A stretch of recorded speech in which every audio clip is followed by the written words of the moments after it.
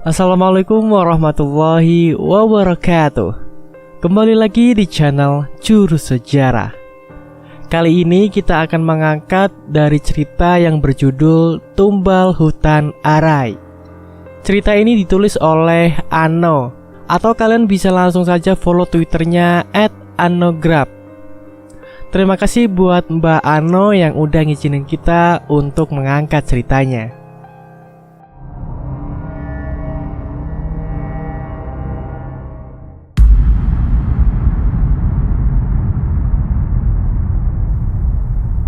Kalimantan Barat, 1990. Arai, seorang pegawai operator alat berat salah satu perusahaan plywood terbesar di Indonesia. Sebagai gambaran, perusahaan ini membangun camp tarik untuk para pegawainya di wilayah hutan tanaman industri, yang mana di dalam rimba tersebut terdapat beberapa blok wilayah industrinya, juga log pond atau tempat tumpukan kayu yang sudah ditebang. Malam itu, Arai mendatangi aku di camp pegawai wanita, bercerita tentang rencananya untuk melamar kekasihnya, Nara. Penduduk kampung setempat dan juga merupakan seseorang yang ku kenal. "Num, aku mau melamar Nara, sudah kusiapkan semuanya. Mungkin minggu nanti aku sama Su Demong ke rumah Nara," ucap Bujang. Su adalah paman, dari kata usu atau bungsu sebagai paman atau bibi termuda. Su Demong sendiri adalah paman dari Arai. Dialah yang mengajak Arai bekerja di perusahaan itu. "Dah yakin benarkah kau, Arai?" tanyaku. "Udah Num, Nara pun dah siap," jawab Arai kemudian. "Baguslah kalau udah yakin. Aku bantu apa nih?" "Ndak ada. Nanti kalau aku perlu bantuan pasti aku bilang Num. Minta doa aja dulu," ujar Arai. "Pastilah aku doakan. Semoga lancar ya Rai," ucapku. "Makasih Num, makasih banyak. Aku pulang dulu. Sampai ketemu besok di log pond," kata Arai mengakhiri perbincangan malam itu. Camp Tarik berada di tengah hutan rimba bersebelahan dengan sebuah dusun kecil, yang mana segala hal berbau mistis, adat, maupun tradisi masih sangat dipegang erat di sana. Semua pantangan jangan dilanggar, karena bisa berakibat fatal.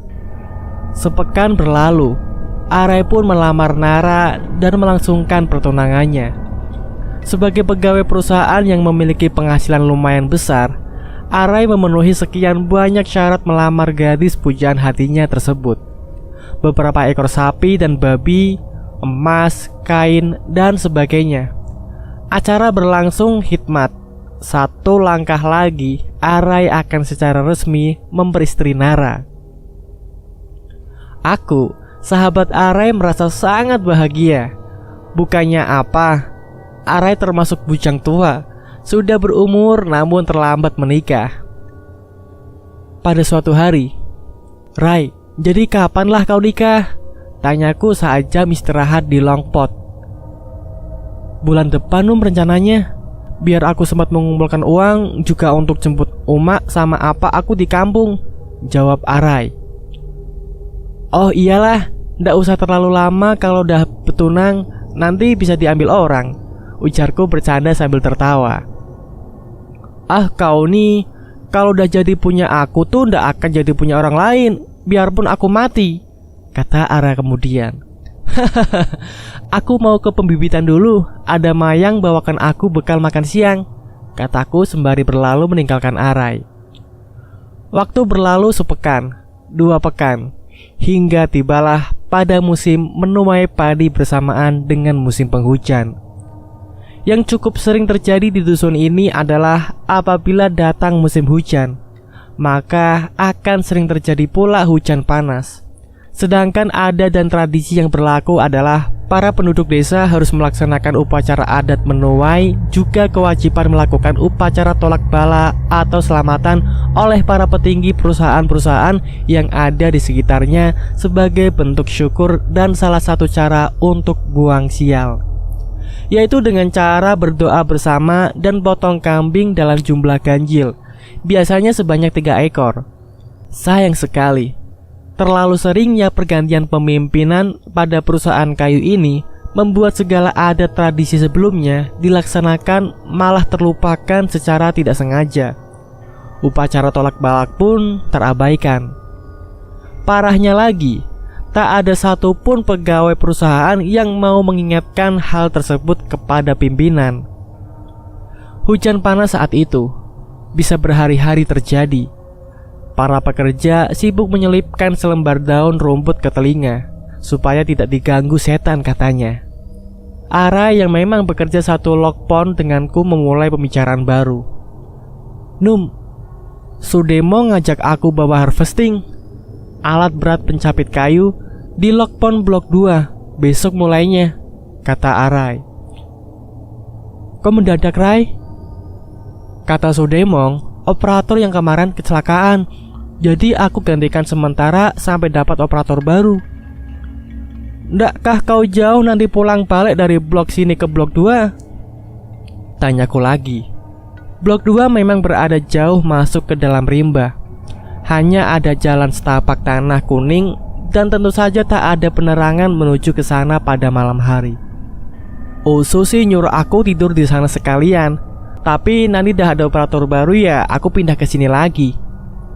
Oh, iyalah, hati-hati Jak kau di sana. Sering-sering main ke sini ajak Usu, pesanku melanjutkan. Oke. Arai pun pindah log pond ke blok di mana Sudemong bekerja. Dari hari pertama ia mengerjakan semua pekerjaan operator lama dibantu oleh Sudemong selaku kepala operatornya. Semua berjalan lancar tanpa hambatan.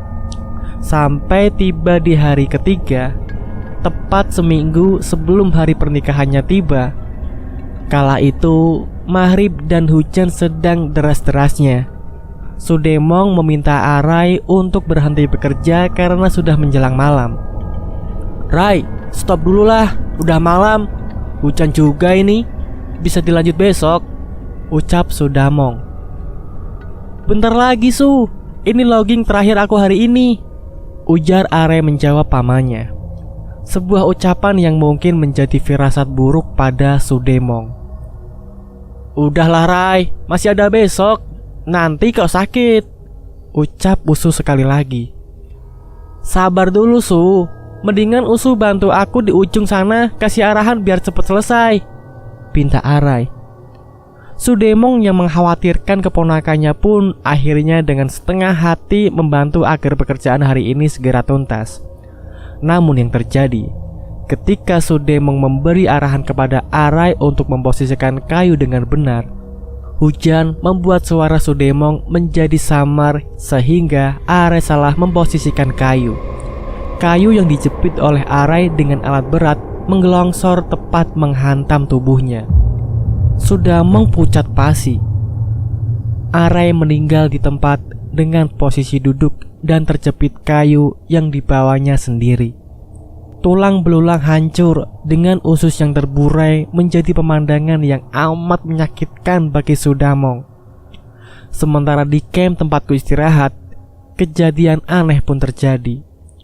Semua klakson mobil operasional yang ada di blok 1 berbunyi tanpa henti semalaman. Meski sudah diputuskan kabel-kabelnya oleh mekanik, klakson tersebut masih juga berbunyi hingga akinya habis. Pukul 4 subuh, dari campku terdengar sebuah sirine panjang. Aku bergegas bangun dan membangunkan rekan sekamarku, Mayang dan Isa. Yang, Sah, bangun. Sirine apa tuh coba dengar? Ada yang mati kah? Iya tuh kak, tanda ada yang mati tuh kak. Ayo kita keluar, tanya Pak Nasri. Pak Nasri adalah kepala log pond blok 1. Kami bertiga kemudian keluar dari camp menghampiri Pak Nasri di pos keamanan. Pak, ada apa kok sirine panjang? Siapa yang mati pak? Tanya Mayang yang masih mengantuk. Pak Nasri yang tahu aku berteman dekat dengan Arai langsung menarik tanganku. Num, kawan kau Num, Arai mati ketimpa gelondong kayu. Hancur badannya Num. ucap Pak Nasri gemetar. Aku yang mendengar berita itu terduduk lemas, menangis pun tak bisa. Ngapa bisa Pak Nas? Tanyaku pelan. Yang kupikirkan adalah Nara.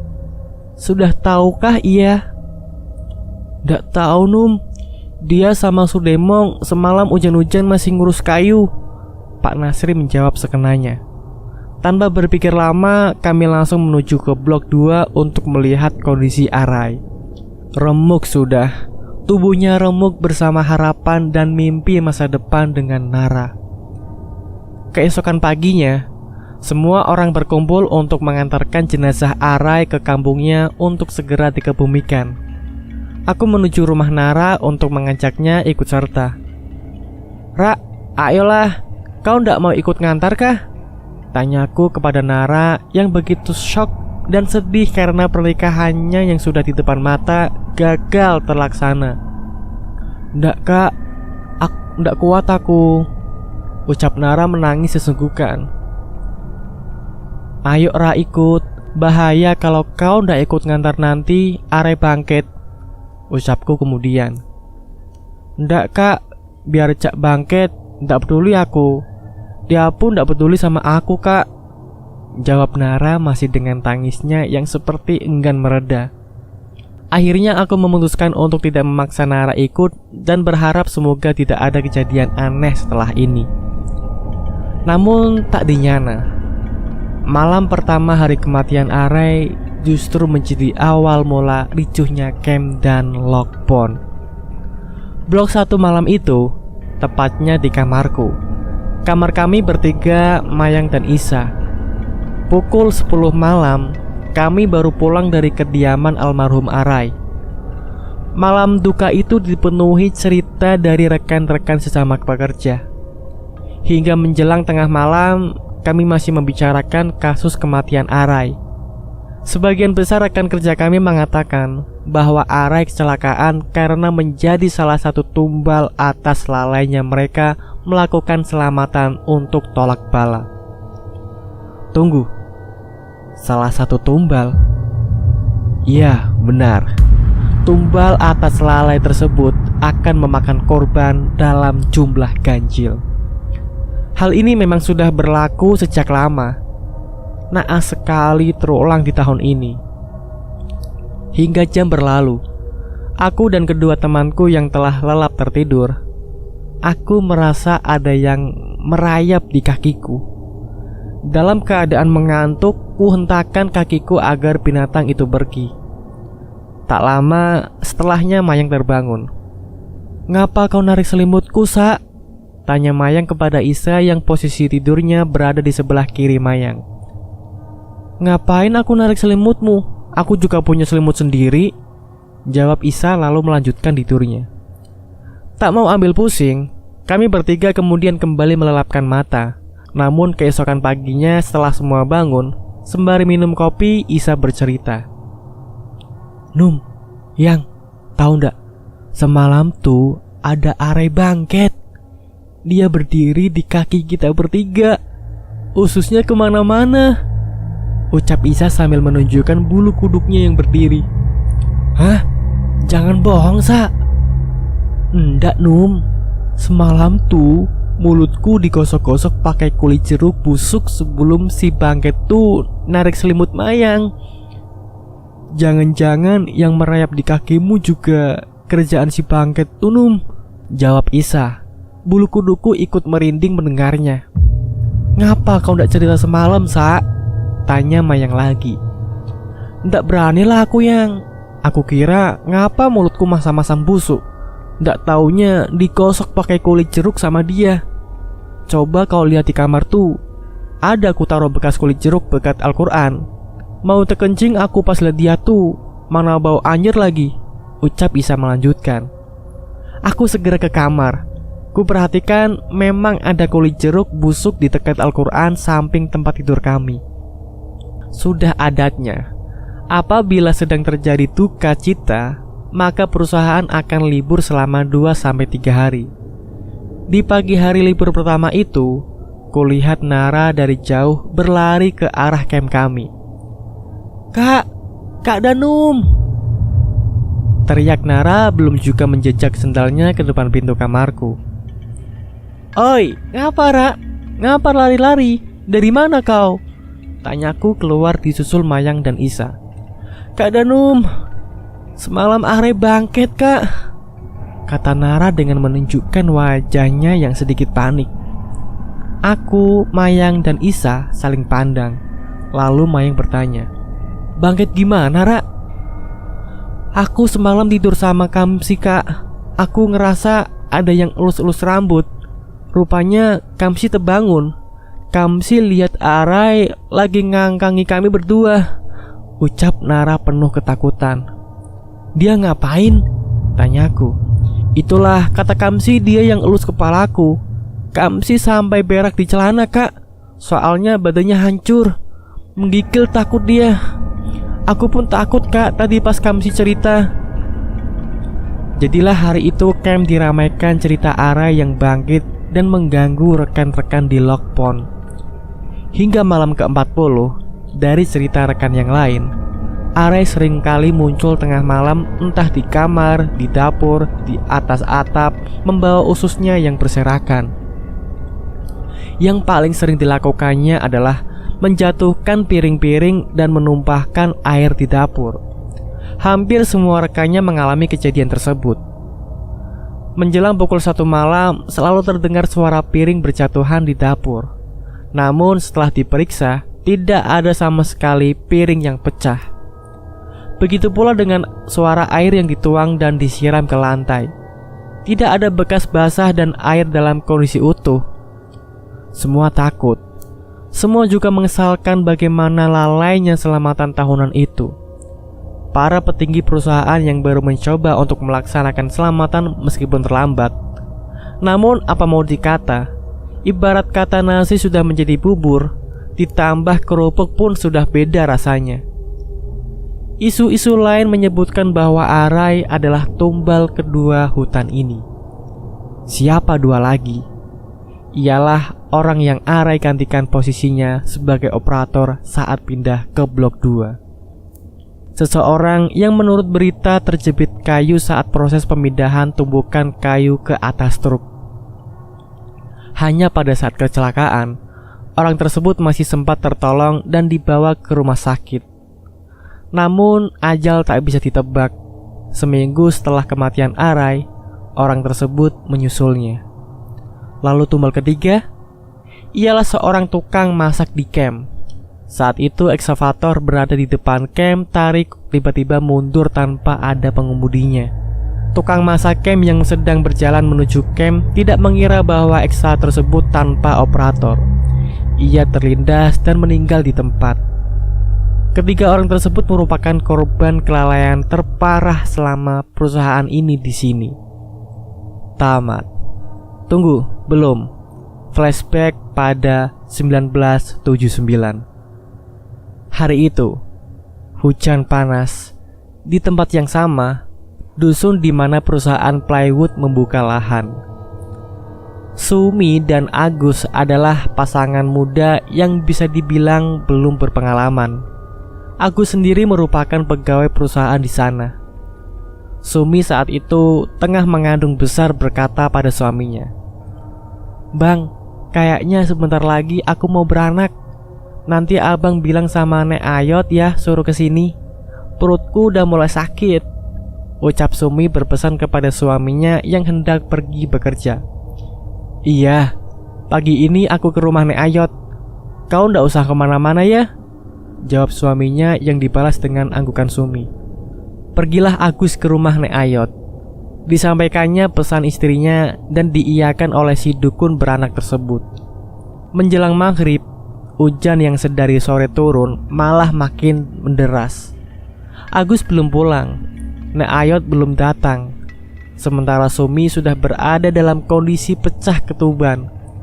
Sumi yang sendirian pun tanpa berbekalan apa-apa melahirkan dan tak ditemani siapapun.